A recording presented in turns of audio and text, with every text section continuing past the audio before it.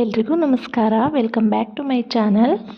ಇವತ್ತು ಮಧ್ಯಾಹ್ನದಿಂದ ವ್ಲಾಗ್ನ ಸ್ಟಾರ್ಟ್ ಮಾಡ್ತಾ ಇದ್ದೀನಿ. ಪಾಪು ಬಟ್ಟೆ ಎಲ್ಲ ಜೋಡಿಸಿರೋದು ಆ ಕಡೆ ಈ ಕಡೆ ಆಗಿತ್ತು, ಹಾಗಾಗಿ ನೀಟಾಗಿ ಇನ್ನೊಂದು ಸಲ ಜೋಡಿಸೋಣ ಅಂತೇಳಿ ಅಂದ್ಕೊಂಡೆ. ನಾನು ಇದನ್ನು ಮೀಶೋಯಿಂದ ತರಿಸ್ಕೊಂಡೆ. ಪಾಪುದು ಬಟ್ಟೆಗಳು ಥಿಂಗ್ಸ್ ಏನಾದರೂ ಇಡಲಿಕ್ಕೆ ಅಂತೇಳಿ ತರಿಸ್ಕೊಂಡೆ. ನನಗಿದು ತುಂಬ ಅಂದರೆ ತುಂಬ ಯೂಸ್ ಆಯಿತು. ಕಡಿಮೆ ಜಾಗದಲ್ಲಿ ಜಾಸ್ತಿ ವಸ್ತುಗಳನ್ನ ಇಟ್ಕೋಬೋದು ಇದರಲ್ಲಿ ನಾವು. ಪಾಪುದು ಚಿಕ್ಕ ಚಿಕ್ಕ ಬಟ್ಟೆ ಎಲ್ಲ ಇರುತ್ತೆ, ಇಡಲಿಕ್ಕೆ ಚೆನ್ನಾಗಿರುತ್ತೆ ಅಂತ ಅಂದ್ಕೊಂಡು ತರಿಸಿದೆ ನಾನು. ಬಟ್ ತುಂಬಾ ಯೂಸ್ ಆಯಿತು ನನಗೆ ಇದರಿಂದ. ಒಂದೊಂದು ಬಟ್ಟೆನ ಒಂದೊಂದು ಬಾಕ್ಸಲ್ಲಿ ಇಟ್ಕೋಬೋದು. ಈ ಥರ ಟೀ ಶರ್ಟ್ಸ್ ಎಲ್ಲ ಒಂದು ಕಡೆ, ಪ್ಯಾಂಟ್ಸ್ ಎಲ್ಲ ಒಂದು ಕಡೆ, ಡೈಪರ್ಸು, ಈ ಸ್ವೆಟರ್ಸು ಅದನ್ನೆಲ್ಲ ಒಂದೊಂದರಲ್ಲಿ ಸಪ್ರೇಟ್ ಇಟ್ಕೋಬೋದು. ಹಾಗಾಗಿ ನಾನು ಹಂಗೆ ಅಂದ್ಕೊಂಡೇ ತರಿಸಿದೆ. ಚೆನ್ನಾಗಿ ಯೂಸ್ ಆಯಿತು ನನಗೆ ಇದು. ನಾನು ಈ ರೀತಿ ವಾರಕ್ಕೊಂದು ಸಲ ಜೋಡಿಸ್ಕೊಂಡು ಬಿಡ್ತೀನಿ. ಅಂದರೆ ರೆಗ್ಯುಲರಾಗಿ ಯೂಸ್ ಮಾಡೋದ್ರಿಂದ ಪದೇ ಪದೇ ತೆಗಿತಾ ಇರ್ತೀವಿ, ಆ ಕಡೆ ಈ ಕಡೆ ಆಗಿರುತ್ತೆ ಬಟ್ಟೆಗಳು. ಹಾಗಾಗಿ ವಾರಕ್ಕೊಂದು ಸಲ ಎಲ್ಲದನ್ನು ತೆಗೆದು ಮತ್ತೆ ಈ ಥರ ಜೋಡಿಸ್ಕೊಳ್ತೀನಿ.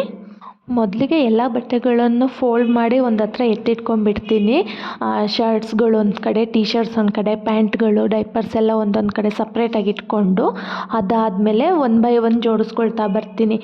ಅಂದರೆ ಫಸ್ಟ್ಗೆ ಟೀ ಶರ್ಟ್ಸು, ಆಮೇಲೆ ಪ್ಯಾಂಟು, ಆಮೇಲೆ ಡೈಪರ್ಸು, ಆಮೇಲೆ ಜೀನ್ಸ್ ಪ್ಯಾಂಟ್ ಎಲ್ಲ ಇರುತ್ತೆ, ಶಾರ್ಟ್ಸ್ ಇರುತ್ತೆ, ಅದನ್ನೆಲ್ಲ ಒಂದರಲ್ಲಿ ಇರ್ತೀನಿ. ಆಮೇಲೆ ಸ್ವೆಟರ್ಸು, ಶಾಲು, ಈ ಟೋಪಿ ಎಲ್ಲ ಇರುತ್ತೆ, ಅದೆಲ್ಲ ಒಂದು ಕಡೆ ಇಟ್ಬಿಡ್ತೀನಿ. ಎಲ್ಲ ಈಸಿಯಾಗಿ ತೆಗೆದ ತಕ್ಷಣ ಕೈಗೆ ಸಿಗಬೇಕು ಆ ಥರ ಜೋಡಿಸಿ ಈ ರೀತಿ ಇಟ್ಕೊಂಡಿರ್ತೀನಿ.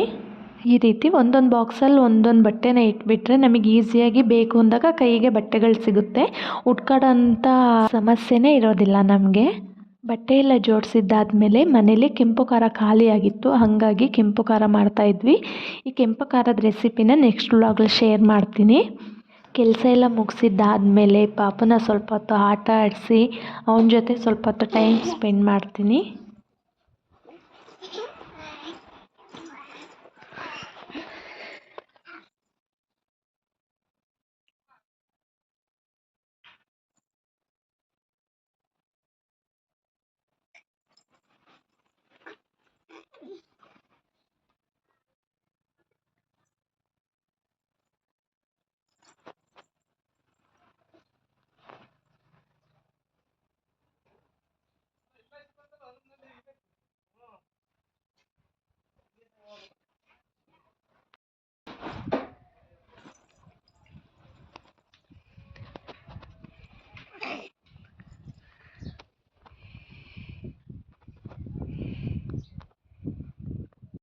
ಪಾಪನ ಆಟ ಆಡಿಸಿದ್ದೆಲ್ಲ ಆದಮೇಲೆ ಸಂಜೆ ಎಲ್ಲ ಕೆಲಸಗಳನ್ನ ಮುಗಿಸ್ಕೊಂಡು ಕಾಫಿ ಎಲ್ಲ ಮುಗಿಸ್ಕೊಂಡಿದ್ದಾದಮೇಲೆ ರಾತ್ರಿ ಊಟಕ್ಕೆ ಅಂತೇಳಿ ಇಲ್ಲಿ ಅವರೆಕಾಳು ಮತ್ತು ಬದನೆಕಾಯಿ ಹಾಕಿ ಗ್ರೇವಿ ಮಾಡ್ತಾಯಿದ್ದೀನಿ ಚಪಾತಿ ಜೊತೆಗೆ.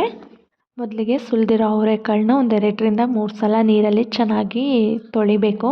ತೊಳೆದಿದ್ದಾದಮೇಲೆ ಈ ಕಡೆ ಒಂದು ಪಾತ್ರೆಗೆ ನೀರನ್ನ ಹಾಕಿ ನೀರನ್ನ ಬಿಸಿ ಮಾಡ್ತಾಯಿದ್ದೀನಿ.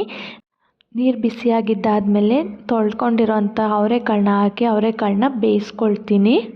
ಅದ್ರ ಜೊತೆ ಸ್ವಲ್ಪ ಉಪ್ಪನ್ನು ಹಾಕಿ ಚೆನ್ನಾಗಿ ಬೇಯಿಸ್ಕೊಳ್ತೀನಿ. ಅವರೆಕಾಳು ಬೇಯೋ ಅಷ್ಟರಲ್ಲಿ ಈ ಕಡೆ ಚಪಾತಿ ಹಿಟ್ಟನ್ನ ಸಹ ಕಲಿಸ್ಕೊಳ್ತಾ ಇದ್ದೀನಿ. ಒಂದು 3 ಬೌಲಾಗೋಷ್ಟು ಚಪಾತಿ ಹಿಟ್ಟನ್ನ ಹಾಕಿ ಅದಕ್ಕೆ ಸ್ವಲ್ಪ ಉಪ್ಪನ್ನ ಹಾಕಿ ಮೊದಲಿಗೆ ಕೈಯಲ್ಲೇ ಮಿಕ್ಸ್ ಮಾಡ್ಕೊಳ್ತೀನಿ. ಅದಾದಮೇಲೆ ಸ್ವಲ್ಪ ಸ್ವಲ್ಪ ನೀರನ್ನ ಹಾಕ್ಕೊಂಡು ಚೆನ್ನಾಗಿ ನಾದ್ಕೊಳ್ತೀನಿ. ಲಾಸ್ಟಲ್ಲಿ ಸ್ವಲ್ಪ ಎಣ್ಣೆನ ಹಾಕಿಬಿಟ್ಟು ಅದಾದಮೇಲೆ ಮೇಲೊಂದು ಪ್ಲೇಟ್ನ ಮುಚ್ಚಿಟ್ಬಿಡ್ತೀನಿ ಚೆನ್ನಾಗಿ ನೆಂದ್ಕೊಳ್ಳಿ ಅಂಥೇಳಿ. ಅದು ಚೆನ್ನಾಗೇ ನೆಂದ್ಕೊಳ್ಳೋ ಅಷ್ಟರಲ್ಲಿ ಈ ಕಡೆ ಗ್ರೇವಿಗೂ ಸಹ ರೆಡಿ ಮಾಡ್ಕೊಳ್ತಾ ಇದ್ದೀನಿ. 2 ಈರುಳ್ಳಿ ತೊಗೊಂಡಿದ್ದೀನಿ, 4 ಬದನೆಕಾಯಿ ಮತ್ತು ಒಂದೇ ಒಂದು ಹಸಿರು ಮೆಣಸಿನ್ಕಾಯಿನ ತೊಗೊಂಡಿದ್ದೀನಿ. ನಿಮಗೆ ಖಾರ ಎಷ್ಟು ಬೇಕೋ ಅಷ್ಟು ನೋಡಿಕೊಂಡು ಮೆಣಸಿನ್ಕಾಯಿನ ತೊಗೊಳ್ಳಿ. ನಾನು 1 ತೊಗೊಂಡಿದ್ದೀನಿ ಸಾಕು, ಅದರಲ್ಲಿ 4 ಭಾಗ ಮಾಡಿಕೊಂಡು ಇಟ್ಕೊಳ್ತಿದ್ದೀನಿ. ಅದಾದಮೇಲೆ ಈರುಳ್ಳಿನ ಕಟ್ ಮಾಡ್ಕೊಳ್ತೀನಿ. ನೀಟಾಗಿ ಸಿಪ್ಪೆ ಎಲ್ಲ ತೆಗೆದಿದ್ದಾದಮೇಲೆ ಅದನ್ನು ಚಿಕ್ಕ ಚಿಕ್ಕದಾಗಿ ಕಟ್ ಮಾಡ್ಕೊಳ್ತೀನಿ. ದೊಡ್ಡ ಕಟ್ ಮಾಡ್ಕೊಳ್ಳೋದಿಲ್ಲ, ತುಂಬ ಚಿಕ್ಕಕ್ಕೇ ಕಟ್ ಮಾಡ್ಕೊಳ್ತೀನಿ ಈರುಳ್ಳಿನ. ಅವರೆಕಾಳು ಹಾಕಿ ಏನೇ ರೆಸಿಪಿ ಮಾಡಿದ್ರೂ ತುಂಬ ಅಂದರೆ ತುಂಬಾ ಟೇಸ್ಟಿಯಾಗಿರುತ್ತೆ. ಇವತ್ತು ಮಾಡ್ತಿರೋಂಥ ಗ್ರೇವಿ ಅಂತೂ ತುಂಬ ಅಂದರೆ ತುಂಬಾ ರುಚಿಯಾಗಿರುತ್ತೆ. ಒಂದು ಸಲ ನೀವು ಕೂಡ ಟ್ರೈ ಮಾಡಿ ನೋಡಿ, ತುಂಬಾ ರುಚಿಯಾಗಿರುತ್ತೆ. ಇದನ್ನು ಚಪಾತಿ ಜೊತೆ, ಪೂರಿ ಜೊತೆ, ರೊಟ್ಟಿ ಜೊತೆನೂ ಸಹ ಕಾಂಬಿನೇಷನ್ ಆಗಿ ತಿನ್ಬೋದು. ಬಹಳ ರುಚಿಯಾಗಿರುತ್ತೆ. ಈರುಳ್ಳಿನೆಲ್ಲ ಕಟ್ ಮಾಡ್ಕೊಂಡಿದ್ದಾದಮೇಲೆ ಈಗ ಬದನೆಕಾಯಿನ ಕಟ್ ಮಾಡ್ಕೊಳ್ತಾ ಇದ್ದೀನಿ. ಬದನೆಕಾಯಿನ ಕಟ್ ಮಾಡಬೇಕಾದ್ರೆ ಒಂದು ಸಲ ನೋಡಿಕೊಂಡು ಕಟ್ ಮಾಡ್ಕೋಬೇಕಾಗುತ್ತೆ, ಒಳಗಡೆ ಹುಳ ಇರೋ ಚಾನ್ಸಸ್ ಇರುತ್ತೆ. ಬದನೆಕಾಯಿನೇನು ಬೇಯಿಸ್ಕೊಳ್ಳೋ ಅವಶ್ಯಕತೆ ಏನಿಲ್ಲ, ಅದು ಒಗ್ಗರಣೆಯಲ್ಲೇ ಬೆಂದ್ಕೊಂಡ್ಬಿಡುತ್ತೆ. ಇದನ್ನೇನು ಸಪ್ರೇಟಾಗಿ ಬೇಯಿಸ್ಕೋಬೇಕು ಇಲ್ಲ ಕುಕ್ಕರಲ್ಲಿ ಕೂಗಿಸ್ಕೋಬೇಕು ಅನ್ನೋ ಅವಶ್ಯಕತೆ ಏನಿಲ್ಲ, ಒಗ್ಗರಣೆಯಲ್ಲೇ ಚೆನ್ನಾಗಿ ಬೆಂದ್ಕೊಂಡ್ಬಿಡುತ್ತೆ. ಬದನೆಕಾಯಿ ಎಲ್ಲ ಕಟ್ ಮಾಡ್ಕೊಂಡಿದ್ದಾದಮೇಲೆ ಒಂದು ಪಾತ್ರೆಗೆ ನೀರನ್ನು ಹಾಕ್ಕೊಂಡು ಆ ನೀರೊಳಗಡೆ ಬದನೆಕಾಯಿನ ಹಾಕ್ಕೊಳ್ತಾ ಇದ್ದೀನಿ. ಮೇಲೆ ಕಪ್ಪಾಗೋ ಚಾನ್ಸಸ್ ಇರುತ್ತೆ, ಹಾಗಾಗಿ ಅದನ್ನೆಲ್ಲ ಕಟ್ ಮಾಡ್ಕೊಳ್ಳೋ ಅಷ್ಟರಲ್ಲಿ ಈ ಕಡೆ ಅವರೆಕಾಳು ಕೂಡ ಬೆಂದಿತ್ತು. ನೀರನ್ನೆಲ್ಲ ತೆಗೆದು ಅವರೆಕಾಳನ್ನ ಒಂದು ಕಡೆ ಎತ್ತಿಟ್ಕೊಂಡಾಯಿತು. ಅದಾದಮೇಲೆ ಈಗ ಮಸಾಲೆಗೆ ರೆಡಿ ಮಾಡ್ಕೊಳ್ತಾ ಇದ್ದೀನಿ. ಒಂದು ಮಿಕ್ಸರ್ ಜಾರ್ಗೆ ಅರ್ಧ ಹೋಳಾಗೋಷ್ಟು ತೆಂಗಿನಕಾಯಿ ತುರಿ, ಅರ್ಧ ಸ್ಪೂನ್ ಆಗೋಷ್ಟು ಜೀರಿಗೆ, ಅರ್ಧ ಸ್ಪೂನ್ ಆಗೋಷ್ಟು ಧನಿಯಾ ಬೀಜ, ಸ್ವಲ್ಪ ಶುಂಠಿ, ಒಂದು 4ರಿಂದ 5 ಇಳಕ್ಳು ಬೆಳ್ಳುಳ್ಳಿ, ಚಕ್ಕೆ, ಲವಂಗ, ಮೆಣಸನ್ನು ಸೇರಿಸ್ಕೊಳ್ತಾ ಇದ್ದೀನಿ. ಅದಾದಮೇಲೆ ಒಂದು ಅರ್ಧ ಹಸಿ ಈರುಳ್ಳಿನ ಸೇರಿಸ್ಕೊಂಡು ಒಂದು ಅರ್ಧ ಸ್ಪೂನ್ ಆಗೋಷ್ಟು ಅಚ್ಚ ಖಾರದ ಪುಡಿ, 1 ಸ್ಪೂನ್ ಆಗೋಷ್ಟು ಸಾಂಬಾರು ಪುಡಿನ ಸೇರಿಸ್ಕೊಂಡು ನೀರನ್ನು ಹಾಕಿ ಅದನ್ನು ಮಿಕ್ಸಿ ಮಾಡ್ಕೊಳ್ಬೇಕು. ನುಣ್ಣಗೆ ಮಿಕ್ಸಿ ಮಾಡ್ಕೊಳ್ತೀನಿ. ಅದನ್ನು ಮಿಕ್ಸಿ ಆಗಿದ್ದಾದಮೇಲೆ ಈ ರೀತಿ ಆಗಿರುತ್ತೆ. ಅದಾದಮೇಲೆ ಈ ಕಡೆ ಒಗ್ಗರಣೆ ಮಾಡ್ಕೊಳ್ಳೋಕ್ಕೆ ಅಂತೇಳಿ ಒಂದು ಬಾಣಲಿನ ಸ್ಟವ್ ಮೇಲೆ ಇಟ್ಟು ಒಂದು 3ರಿಂದ 4 ಸ್ಪೂನ್ ಆಗೋಷ್ಟು ಎಣ್ಣೆನ ಹಾಕ್ಕೊಳ್ತಾ ಇದ್ದೀನಿ. ಸ್ವಲ್ಪ ಜೀರಿಗೆ, ಸ್ವಲ್ಪ ಸಾಸಿವೆ, ಒಂದು 4ರಿಂದ 5 ಇಳಕ್ಳು ಜಜ್ಜಿರೋ ಅಂಥ ಬೆಳ್ಳುಳ್ಳಿ, ಕಟ್ ಮಾಡ್ಕೊಂಡಿರೋ ಅಂಥ ಹಸಿರು ಮೆಣಸಿನ್ಕಾಯಿ, ಹಾಗೆ ಈರುಳ್ಳಿನ ಸೇರಿಸ್ಕೊಂಡು ಕೆಂಪಗಾಗೋ ತನಕ ಚೆನ್ನಾಗಿ ಫ್ರೈ ಮಾಡ್ಕೋಬೇಕು.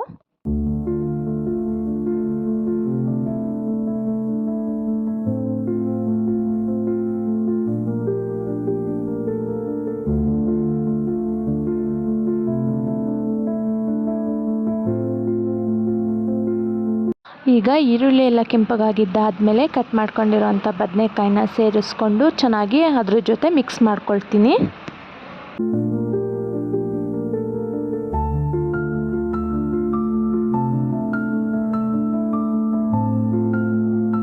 ಅದನ್ನೆಲ್ಲ ಚೆನ್ನಾಗಿ ಮಿಕ್ಸ್ ಮಾಡಿದ್ದಾದಮೇಲೆ ಚಿಟಿಕೆ ಆಗೋಷ್ಟು ಅರಿಶಿಣ ಮತ್ತು ಉಪ್ಪನ್ನು ನೋಡಿಕೊಂಡು ಉಪ್ಪನ್ನ ಸೇರಿಸ್ಕೊಂಡು ಚೆನ್ನಾಗಿ ಮಿಕ್ಸ್ ಮಾಡ್ಕೋಬೇಕು.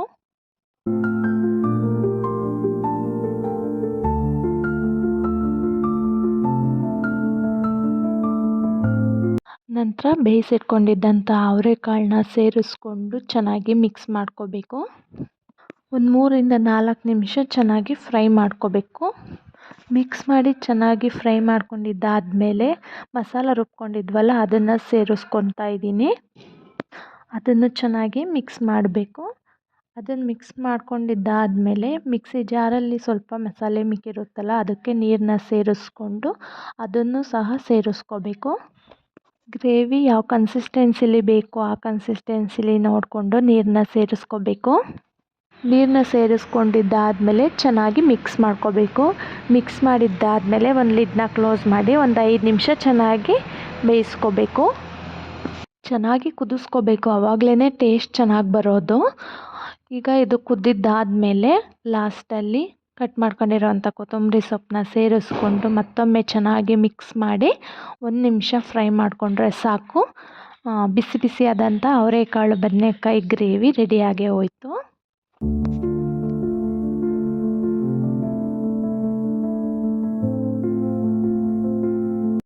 ಗ್ರೇವಿ ರೆಡಿ ಮಾಡಿದ್ದಾದಮೇಲೆ ಈ ಕಡೆ ಚಪಾತಿ ಲಟ್ಟಿಸ್ಕೊಳ್ಳೋಣ ಅಂತ ಕಲಸಿಟ್ಕೊಂಡಿರೋಂತಹ ಚಪಾತಿ ಹಿಟ್ಟನ್ನ ಇನ್ನೊಂದು ಸಲ ಚೆನ್ನಾಗಿ ನಾದ್ಕೋಬೇಕು. ನಾದ್ಕೊಂಡಿದ್ದಾದಮೇಲೆ ಈಗ ಉಂಡೆಗಳನ್ನ ಮಾಡ್ಕೊಳ್ತಾ ಇದ್ದೀನಿ ಚಪಾತಿ ಲಟ್ಟಿಸ್ಕೊಳ್ಳಿಕ್ಕೆ.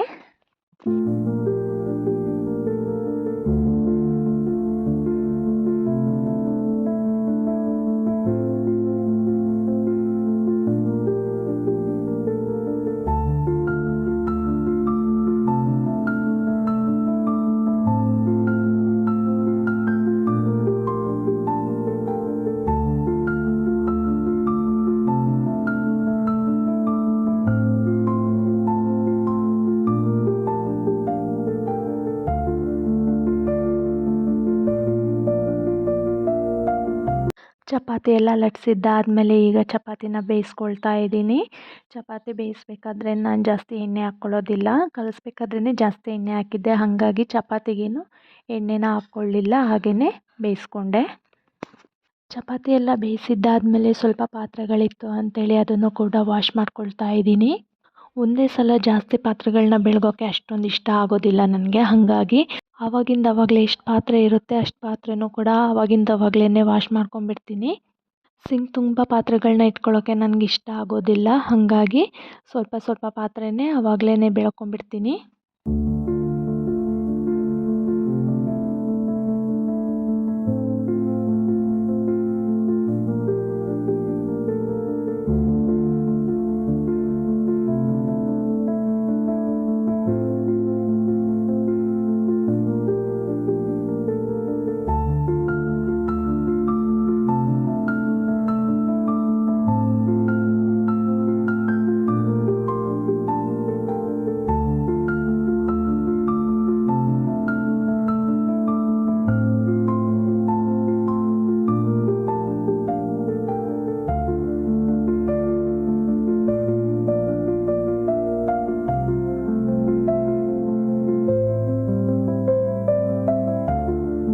ಪಾತ್ರೆ ಎಲ್ಲ ವಾಶ್ ಮಾಡಿದ್ದಾದಮೇಲೆ ಸಿಂಕ್ನು ಕೂಡ ಆವಾಗಲೇ ವಾಶ್ ಮಾಡ್ಕೊಂಡ್ಬಿಡ್ತೀನಿ. ಅದೆಲ್ಲ ಆಗಿದ್ದಾದಮೇಲೆ ಈಗ ಊಟ ಮಾಡೋಣ ಅಂತೇಳಿ ರೆಡಿ ಮಾಡ್ಕೊಳ್ತಾ ಇದ್ದೀನಿ. ಮಧ್ಯಾಹ್ನ ಮಾಡಿದ್ದಂತಹ ಕೆಂಪು ಖಾರ, ಇವಾಗ ಮಾಡಿದ್ದಂತಹ ಅವರೆಕಾಳು ಮತ್ತು ಬದನೆಕಾಯಿ ಗ್ರೇವಿ ಹಾಗೆ ಚಪಾತಿ. ಇದಾಗಿತ್ತು ಇವತ್ತು ರಾತ್ರಿಯ ಊಟ. ಇದಾಗಿತ್ತು ಇವತ್ತಿನ ವಿಡಿಯೋ. ಯಾರಿಗೆಲ್ಲ ಈ ವಿಡಿಯೋ ಇಷ್ಟ ಆಯಿತು ಪ್ಲೀಸ್ ಒಂದು ಲೈಕ್ ಮಾಡಿ. ಯಾರೆಲ್ಲ ಇನ್ನೂ ನನ್ನ ಚಾನಲ್ನ ಸಬ್ಸ್ಕ್ರೈಬ್ ಮಾಡದೆ ನೋಡ್ತಾ ಇದ್ದೀರಾ ಪ್ಲೀಸ್ ಸಬ್ಸ್ಕ್ರೈಬ್ ಮಾಡ್ಕೊಂಡು ನೋಡಿ. ಮತ್ತು ಇನ್ನೊಂದು ಹೊಸ ವಿಡಿಯೋದೊಂದಿಗೆ ಸಿಗ್ತೀನಿ. Thank you.